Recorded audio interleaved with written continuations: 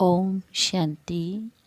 आज 15 अगस्त 2023 बाबा की साकार महावाक्य। प्यारे बाबा बोले, मीठे बच्चे, बाप का बिंदी स्वरूप है, उसे यथार्थ पहचान याद करो, यही समझदारी है। प्रश्न, बेहद की दृष्टि से स्वप्न का अर्थ क्या है? इस संसार को स्वप्नवत संसार क्यों कहा गया है? उत्तर है, स्वप्न अर्थात जो बात बीत गई। तुम अभी जानते हो यह सारा संसार अभी स्वप्नवत है, अर्थात सतयुग से लेकर कलयुग अंत तक सब कुछ बीत चुका है। तुम्हें अभी सेकंड में इस स्वप्नवत संसार की स्मृति आ गई है। तुम सृष्टि के आदि मध्य अंत, मूल वतन, सूक्ष्म वतन, स्थूल वतन को जानकर मास्टर भगवान बन गए हो। गीत, कौन आया मेरे मन के द्वारे, सवेरे सवेरे। ओम शांति। शिव बाबा अपने मीठे मीठे बच्चों सिकलधे शालिग्रामों को बैठ समझाते हैं। शालिग्राम ही शिव बाबा के बच्चे ठहरे ना। बच्चे जानते हैं कि हमको वह पढ़ाते हैं जिनको रीचक भी कोई जानते नहीं है। शिव के मंदिर में जाते हैं, परंतु वहाँ तो इतना बड़ा शिवलिंग देखते हैं। ये थोड़े ही समझते हैं कि हमारा बाबा बिंदी है। जो बच्चे शिव बाबा को इतना बड़ा समझ याद करते हैं, वह करते होंगे वह भी भोले हैं, क्योंकि वह भी रॉन्ग है। बाप समझाते हैं कि मैं बिंदी हूँ, अब बिंदी को कोई क्या समझ सके। भल कोई कहते हैं अखंड ज्योति स्वरूप है, फलाना है, परंतु नहीं, वो है बिंदी। उनको याद करना बड़ा मुश्किल है, घड़ी घड़ी भूल जाते हैं। भक्ति मार्ग में आदत पड़ी हुई है शिवलिंग पर फूल चढ़ाने व पूजा करने की, तो वो याद रहता है, परंतु ये घड़ी घड़ी भूल जाते हैं कि हमारा बाबा बिंदी रूप है। सारे ड्रामा उनका जो पाठ है, सारे ड्रामा में उनका जो पाठ है वो बजाते हैं। बिंदी की बैठ महिमा करेंगे क्या कि सुख का सागर, शांति का सागर है। कितना छोटा बिंदी रूप है। बच्चे पूछते हैं किसको ध्यान में रखे। इन बातों को तो समझदार ही समझ सके, नहीं तो वही शिव का लिंग याद आ जाता है। श्री कृष्ण तो अच्छी रीति बुद्धि में बैठ सकता है, ये तो है बिंदी। गीत में भी कहते हैं कि याद करो तो याद ना आए, फिर वो सूरत कैसी है। यह भी वंडरफुल है, इतनी छोटी बिंदी है। ज्ञान का डांस करते हैं। कहा जाता है ये स्वप्न का संसार है। बीती हुए बात को स्वप्न कहा जाता है। स्वप्नवत संसार जो बीत गया है वो तुम्हारी बुद्धि में आता है। सारा ब्रह्मांड, मूल वतन, सूक्ष्म वतन, सतयुग, त्रेता, द्वापर, सारा सपना हो गया। जो पास्ट हो जाता है वो स्वप्न हो गया। अब कलयुग का भी अंत है। ये स्वप्नबद्ध संसार हुआ ना, वो हद के स्वप्न आते हैं। तुमको बेहद का बुद्धि में आता है। सूर्यवंशी, चंद्रवंशी भी सब स्वप्नवत स्वप्न हो गया। इसको कहा जाता है स्वप्नों का संसार। इतना राज और कोई नहीं जानते सिवाय तुम बच्चों के। सतयुग में कितने अथाह सुख थे, वह सब पास्ट हो गए। अभी तुम बच्चों की बुद्धि में आदि मध्य अंत का पूरा ज्ञान है। एक बाप की ही याद रहनी चाहिए। बाप जो समझाते हैं और कोई समझा ना सके। तुम्हारी बुद्धि में सपनों का संसार है, यह पास्ट हो गया। बुद्धि जानती है ना, तुमको ऊपर से लेकर सारी नॉलेज बुद्धि में है, आदि से अंत तक की। तुम अब त्रिकालदर्शी त्रिलोकीनाथ बन गए हो। त्रिलोकीनाथ बनने से तुम जैसे भगवान हो जाते हो। भगवान बैठ तुमको शिक्षा देते हैं। सेकंड में सपन आता है ना, तो सेकंड में तुमको सारा याद आना चाहिए, बीज और झाड़। बाबा भी कहते हैं आदि मध्य अंत का मेरे पास ज्ञान है, इसीलिए ही मुझे ज्ञान का सागर नॉलेजफुल जानी जाननहार कहते हैं। जानते हैं हर एक की अवस्था ऐसी ही रहेगी, एक एक की अवस्था को हम क्या बैठ जानेंगे। जो अवस्था कल पहले थी उस अवस्था में है, सो तो तुम भी जानते हो। पुरुषार्थ कराने के लिए कहते अच्छी रीति पुरुषार्थ करो। अभी तुमको सुदर्शन चक्रधारी बनना है। तुम जानते हो यह पास्ट हो गया है। ऐसे देवताएं राज्य करते थे, फिर आकर राज्य करेंगे। पास्ट प्रेजेंट फ्यूचर ये याद रहते रहेंगे, नहीं यह याद करते रहेंगे। उनको ही सुदर्शन चक्र कहा जाता है। शिवलिंग को याद करने में तो हिरे हुए हैं, तो समझते हैं कि बाबा ज्योतिर्लिंगम है। बिंदी कहें तो मूछ पड़े, वो समझते हैं आत्मा छोटी है, परमात्मा बड़ा है। अभी तुम बच्चे जानते हो, इस कलयुगी दुनिया में इस समय देखो भवक्का कितना है। इसको कहा जाता है भवक्का, नहीं इसको माया का भवक्का कहा जाता है। माया का पाम है, कहते हैं ना। अभी दुनिया कितनी अच्छी बन गई है, बड़े बड़े महल बन गए हैं। अमेरिका का कितना भवक्का है, चीज़ें कितनी नफीस आकर्षक बनती हैं। हम जानते हैं कि ये तो मुल्हमे की चीज़ें हैं जो अभी ख़त्म हो जाएंगी। दिन प्रतिदिन बड़ी बड़ी इमारतें, डैम आदि ऐसे बनाएंगे जैसे बिल्कुल नई दुनिया है। माया भी पुरुष है ना, आसुरी संप्रदाय का भवक्का है।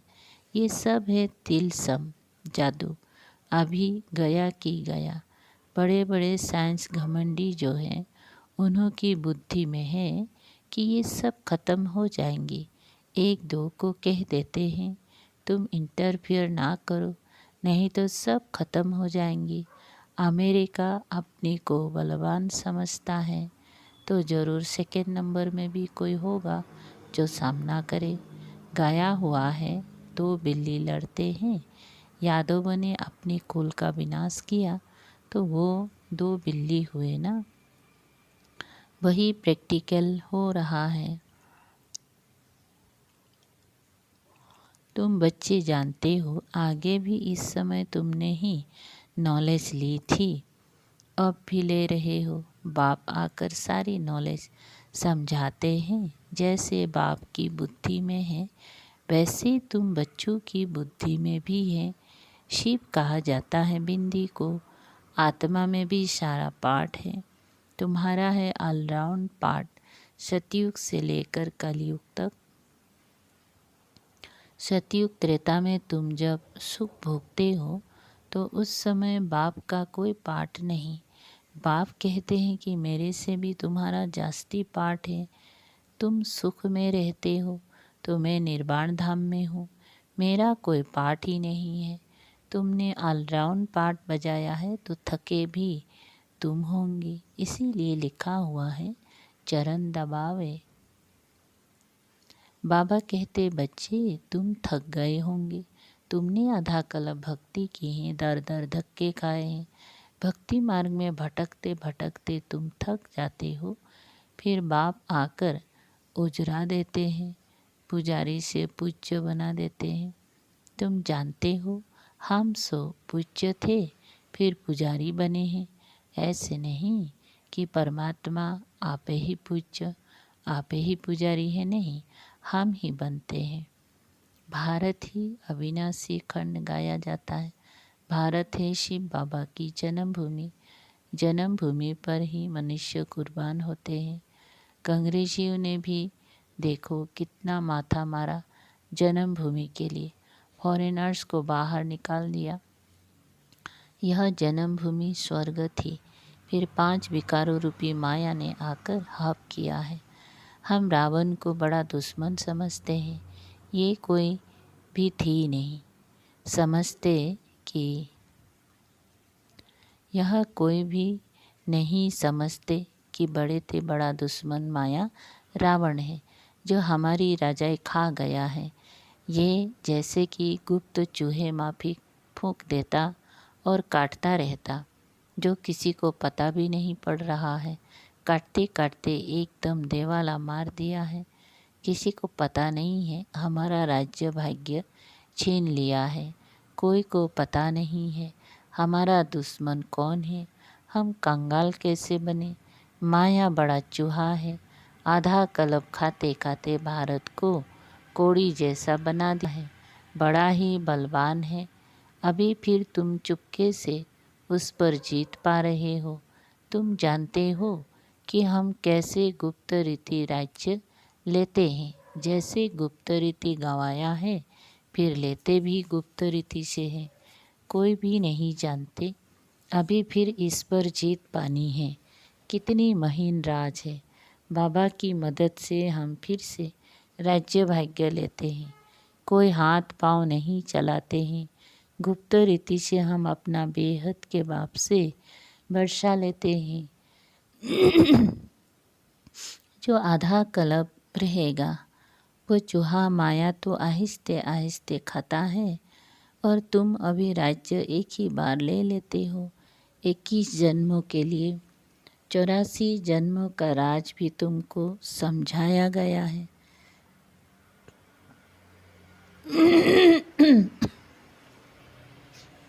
इतने इतने जन्म लिए हैं।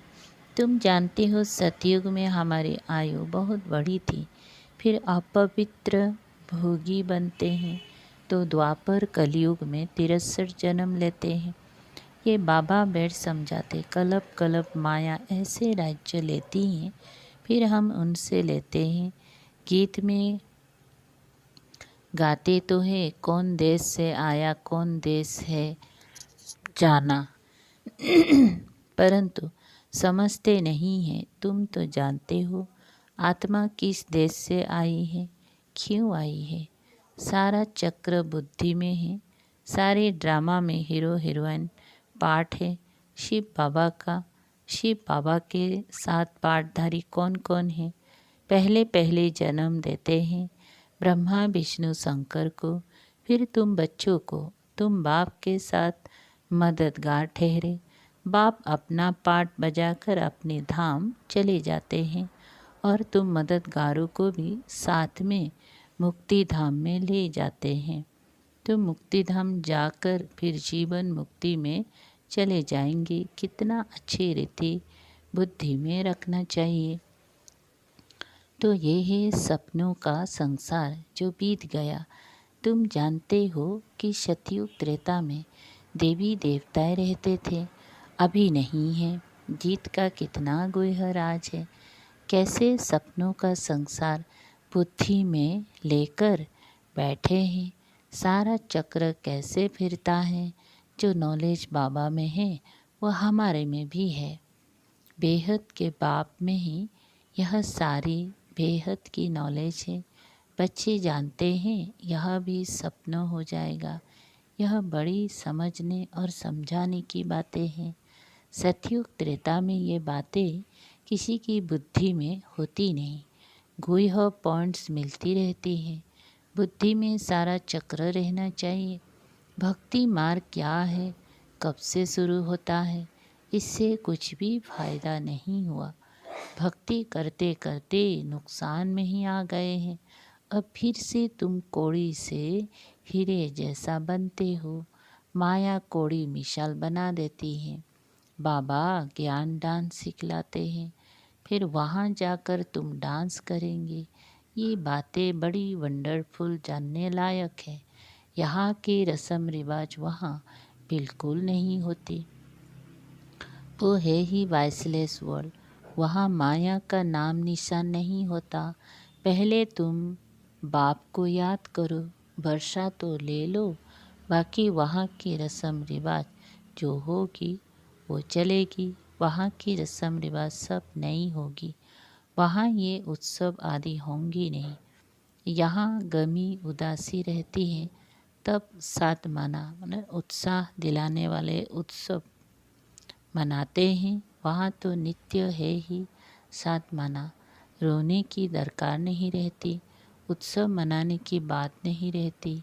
सदैव हमारे बड़े दिन होगी, वहाँ शादी भी धूमधाम से होती है, दहेज मिलता है, दास दासियाँ मिलती हैं, बाकी त्योहार आदि की दरकार नहीं रहती। ये है ही संगम के त्योहार जो भक्ति मार्ग में मनाए जाते हैं, वहाँ तो सदैव खुशियाँ ही खुशियाँ हैं। अच्छा, मीठे मीठे सिकलदे बच्चों प्रति माता पिता बाप दादा का याद प्यार और गुड मॉर्निंग। रूहानी बाप के रूहानी बच्चों को नमस्ते। हम रूहानी बच्चों के रूहानी बाप दादा को याद प्यार गुड मॉर्निंग और नमस्ते। नमस्ते, शुक्रिया बाबा। सार है, एक, सुदर्शन चक्र फिराते माया पर गुप्त रीति विजय प्राप्त करनी है। बाप समान नॉलेजफुल होकर रहना है। दो, बाप जो है जैसा है उसे यथार्थ बिंदी रूप में जानकर याद करना है। बिंदु बाप की याद में रहना है, भोला नहीं बनना है। वरदान, बाप के डायरेक्शन प्रमाण सेवा समझ हर कार्य करने वाले सदा अथक और बंधन मुक्त भव। विस्तार, प्रवृत्ति को सेवा समझकर संभालो, बंधन समझकर नहीं। बाप ने डायरेक्शन दिया है, योग से हिसाब किताब चुक्त करो। ये तो मालूम है कि वह बंधन है, लेकिन घड़ी घड़ी कहने व सोचने से और भी कड़ा बंधन हो जाता है, और अंत घड़ी में अगर बंधन ही याद रहा तो गर्भ जल में जाना पड़ेगा। इसीलिए कभी भी अपनी से तंग नहीं हो, फंसो भी नहीं और मजबूर भी ना हो। खेल खेल में हर कार्य करते चलो तो अथक भी रहेंगी और बंधन मुक्त भी बनती जाएंगी। स्लोगन, भ्रुकुटी की कुटिया में बैठकर तपस्वी मूर्त होकर रहो, यही अंतर्मुक्ता है। ओम शांति। शुक्रिया बाबा।